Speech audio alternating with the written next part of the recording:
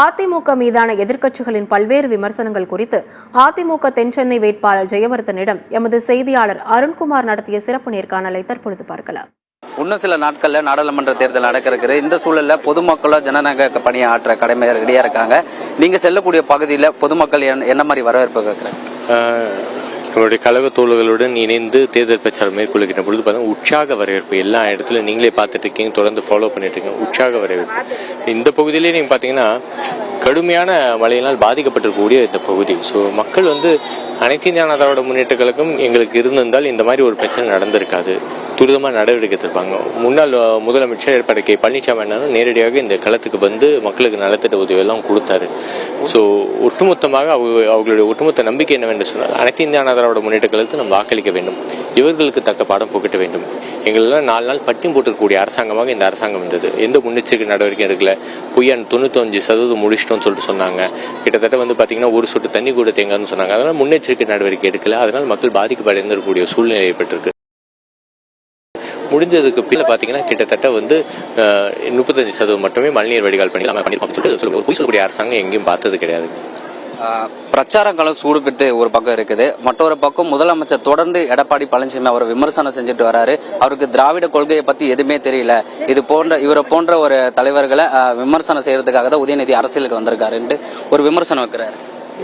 பெருந்தகை அண்ணா அவர்கள் வழியிலே திமுக பயணிக்கிறது என்று கேட்டால் அதுதான் இல்லை. அப்பவே புரட்சி தலைவர் அவர் காலத்திலே புரட்சி தலைவர் அவர்கள் சொன்னார்கள், திராவிட முன்னேற்ற கழகம் அங்கங்கே பெருந்தகை அண்ணா அவர்களுடைய சிலை வைத்து அவர்களுடைய கொள்கையிலே காற்றிலே பறக்க விட்டால் இது எந்த விதத்தில் நியாயம் என்று சொன்னவர் நம்முடைய புரட்சி தலைவர் அவர்கள்.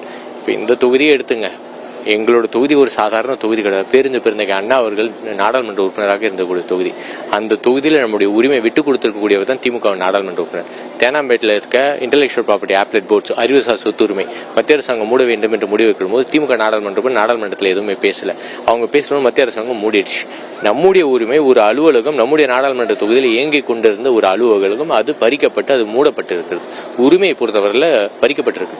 அதை கூட எடுத்து ஒரு நாடாளுமன்றத்தில் பேசாத, அமைச்சரை சந்திக்காத ஒரு நாடாளுமன்ற உறுப்பினர் எங்கேயா பார்த்தீங்க. அதனால அவர்கள் அடிப்படையாக திராவிட முன்னேற்ற கழகம் அவர்களுடைய கிளைக்கழகத்திலிருந்து தலைமை வரைக்கும் பெருந்தகை அண்ணா அவர்கள் சிந்தனையில் நேர்மாறாக செயல்படக்கூடியவர்கள். அதனால திராவிட சிந்தாந்தத்தை பற்றி பேசுவதற்கு அவர்களுக்கு அருகதை இல்லை. தேமுதிக உள்ளிட்ட கூட்டணி கட்சி அதிமுக இணைஞ்சிருக்காங்க. இதே போல அதிமுக அதாவது பாஜக அல்லாத கூட்டணி சேராத கட்சிகளை தொடர்ந்து இது போன்ற நெருக்கடி கொடுத்து வங்கி கணக்கு முடுக்கிறது, இது போன்ற நெருக்கடிகள் வந்துட்டு இருக்கு. அதிமுகவுக்கு என்ன மாதிரி நெருக்கடி பாருங்க, நாங்க புரட்சி தலைவி அம்மா அவர்கள் வழியிலே வந்திருக்கக்கூடியவர்கள். அஞ்சுவதற்கு யாது ஒன்றும் இல்லை, அஞ்ச வருவரும் இல்லை என்ற அப்பர் பெருமான் எங்கள் திருநாவுக்கரசர் வழியிலே வந்திருக்கக்கூடிய எங்களுடைய இதய தெய்வம் புரட்சி தலைவி அம்மா அவர்கள் நெருப்பாட்டில் நீந்தி வந்தவர்கள். ஸோ என்ஃபோர்ஸ்மெண்ட் டைரக்டரேட், சிபிஐ இதெல்லாம் வச்சு விஜயபாஸ்கர் அண்ணன் மேல கூட தான் அதெல்லாம் இது பண்ணாங்க. அதற்கெல்லாம் அஞ்சுகின்றவர்கள் நாங்கள் கிடையாது. மத்தியில் இருக்கக்கூடிய பாஜக கண்டிப்பாக பாசிஸ்ட் மனப்பான்மையுடன் கண்டிப்பாக என்ன செய்யும் என்று சொன்னால் பழிவாங்க வேண்டும் என்று நினைப்பார்கள். ஆனால் அந்த விதத்தில் பொறுத்தவரை திமுக அக்கா பிரேமலதா அவர்கள் பொறுத்தவரை மிரட்டியிருக்காங்க. ஆனால் அவர்கள் பிரேமலதா அக்காவை பொறுத்தவரை அவங்களோட ரோல் மாடல் புரட்சி தலைவர்கள். அதனால தான் அவங்க பொறுத்தவரைக்கும் விரைவாக இருக்காங்க. அந்த வகையில தான் எங்களுடைய இயக்கத்தை பொறுத்தவரை நீங்க என்னதான் அச்சுறுத்தல் செஞ்சாலும் சரி எங்களோட பாதை தெளிவானது. 2024 மட்டும் கிடையாது, 2026 பாஜகவோடு நாங்கள் கூட்டணி இல்லை. அதிமுக என்டிஏ கூட்டணியிலும் இல்ல, இந்தியா கூட்டணியிலும் இல்ல. என்ன மாதிரி நிலைப்பாட்டை அதிமுக எடுத்திருக்கு? இல்லைன்னா அதிமுக இந்த கட்சியில நிக்கிறதுக்கு தகுதி இல்லைன்னு உதயநிதி ஸ்டாலின் சொல்லியிருக்காரு. எந்த கூட்டணியிலன்னு? என்டிஏ கூட்டணியிலும் இல்ல, இந்தியா கூட்டணியிலும் பாருங்க, மத்தியில யார் இருந்தாலும் சரி, மத்தியில் இருக்கக்கூடியவர்கள் எந்த கட்சி, அவங்க தேசிய கட்சி பாஜக இருந்தாலும் காங்கிரஸ், அவங்க தமிழகத்தை பொறுத்தவரை எந்த விதத்திலும் நன்மை செய்ததில்லை. எடப்பாடி கே பழனிசாமி தெல்ல தெளிவாக சொல்லியிருக்கின்றார். அவங்க தொடர்ந்து உரிமைகளை காங்கிரஸ் பீரியடும் உரிமையெல்லாம் பறிக்கிறது நடவடிக்கை, பாஜகவும் பறிக்கிற நடவடிக்கை. காவிரி மேலாண்மை ஆணையம், காவிரி ஒழுங்காட்டு குழு அமைக்கப்பட்டதுன்னா அதுக்கு அனைத்து இந்திய அண்ணா திராவிட முன்னேற்றங்களும் எடுத்துக்கூடிய முயற்சி. காவிரி நடுவர் மற்றும் அது இறுதியான மத்திய அரசில் வெளியிடப்பட்டதுன்னா புரட்சி தலைவர் அவர்கள் எடுத்துக்கூடிய முயற்சி. நம்முடைய கழக தோழர்கள், நம்முடைய அனைத்து இந்திய அண்ணா திராவிட முன்னேற்றங்கள் நாடாளுமன்ற 37 பேர் 23 நாள் நாடாளுமன்றத்தை முடக்கி அதன் வாயிலாக காவிரி மேலாண்மை ஆணையம், காவிரி ஒழுங்காட்டு குழு அமைக்கப்பட்டது. திட்டங்கள் நாடாளுமன்ற தொகுதிகளுக்கு வருது என்று சொன்னால் அதற்கு காரணம் ஒவ்வொரு நாடாளுமன்ற உறுப்பினர் அனைத்து இந்திய அண்ணா திராவிட முன்னேற்ற கழக நாடாளுமன்ற உறுப்பினர் எடுத்துக்கூடிய முயற்சி. அதன் காரணமாக திட்டம் வருது.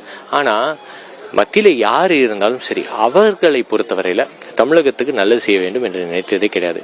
இண்டிவிஜுவலா எதுக்காக நாங்க இப்போ போய் மக்களை சந்திச்சு வாக்கு கேட்கிறோம்னா, இண்டிவிஜுவலா ஏடிஎம்கே எம்பிஸை நீங்க தேர்ந்தெடுங்க. உங்கள் உரிமையை நிலைநாட்டுவோம். இப்போ நான் இருக்கும்போது சிப்பெட் ஹெட் குவார்ட்டர்ஸ் டெல்லிக்கு மாற்றணும்னா அது தடுத்து நிறுத்தினேன் உரிமை. அதே போன்று பார்த்தீங்கன்னா சிபாவை வந்து கொச்சிக்கு மாற்ற வேண்டும் என்று நினைத்து தடுத்து நிறுத்தினேன். அது என்னுடைய உரிமை, என்னோட நாடாளுமன்ற தொகுதி சார்ந்திருக்கக்கூடிய உரிமை. அதுக்காக போராடினேன். இப்போ இஎஸ்ஐசி மருத்துவக் கல்லூரியில் 450 படுக்கை கொண்டு வந்து 210 கோடி ரூபாய் அது வந்து பார்த்தீங்கன்னா திட்டங்கள் கொண்டு வந்தேன். இண்டிவிஜுவல் நான் ஒன்று மத்தியில் அங்கம் வகிக்கலே, ஆனால் கொண்டு வந்துமே. இப்படி ஏடிஎம்கே எம்பிஸை நீங்கள் தேர்ந்தெடுத்தீங்கன்னா கண்டிப்பாக உரிமைக்காகவும் திட்டங்களுக்காகவும் தொடர்ந்து குரல் கொடுத்து நடவடிக்கை எடுப்பார்கள். அந்த விதத்தில் எங்களுக்கு வாக்களிங்க. மத்தியில் இருக்கவங்க பொறுத்தவரை நீங்கள் கண்டுக்கவே தேவையில்லை. அவங்க எந்த விதத்திலும் தமிழகத்துக்கு தமிழக மக்களுக்கு எந்த விதத்திலும் நன்மை செய்ய மாட்டார்கள்.